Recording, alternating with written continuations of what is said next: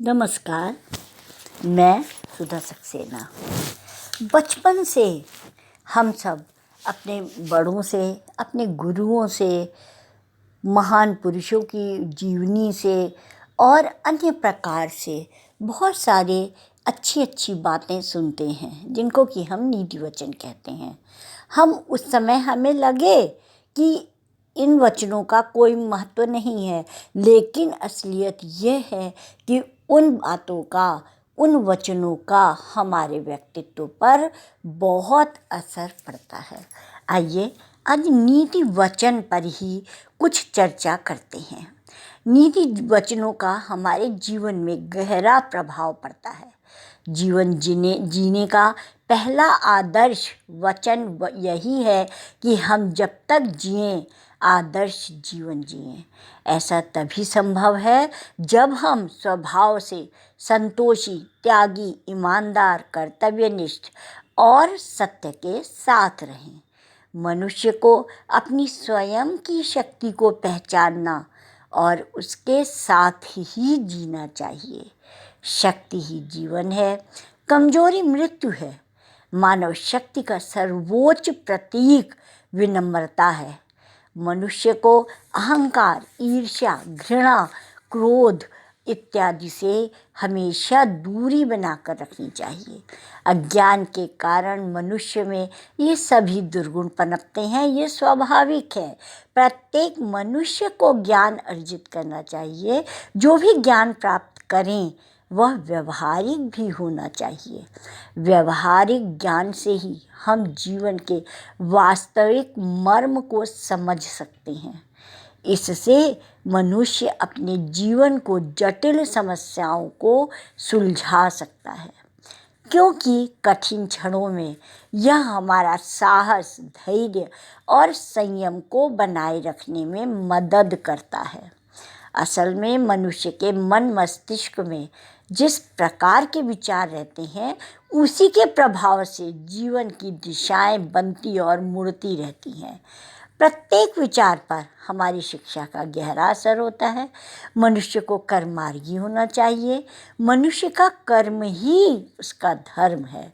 कर्म ही हमारे जीवन को गति देते हैं और हम जैसे कर्म करते हैं वैसा ही फल हमें मिलता है।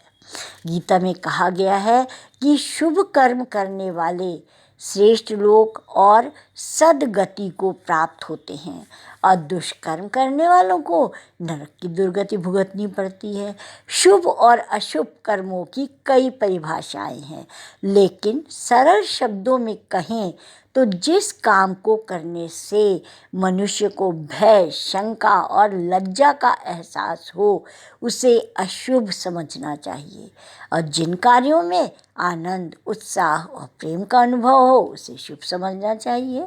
मनुष्य को अपनी अंतरात्मा की आवाज़ सुनकर स्वयं शुभ और अशुभ कार्यों का निर्णय कर लेना चाहिए। हमारे सभी धर्म काव्य ग्रंथों में जीवन में प्रेम की महत्ता दर्शाई गई है। प्रेम के अभाव में मनुष्य के जीवन की कल्पना तक नहीं की जा सकती। इसीलिए प्रत्येक मनुष्य को प्रेम का अधिक से अधिक प्रसार करना चाहिए। प्रेममयी रहिए, प्रेममयी कहिए, प्रेममयी करिए, क्योंकि जीवन का सार, आधार प्रेम में ही समझाया गया है।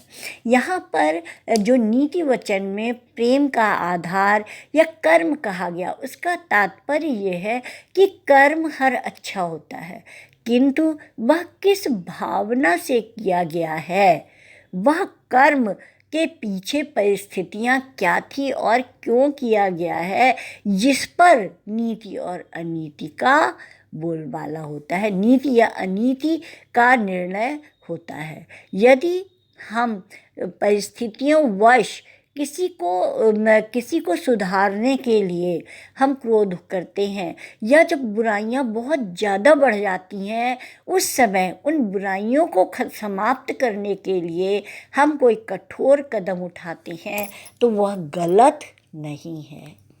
इस प्रकार से अगर हम देखें तो नीति का तात्पर्य है कि परिस्थितियों के अनुसार हमें व्यवहारिकता को समझना, और वह ज्ञान के द्वारा ही संभव है।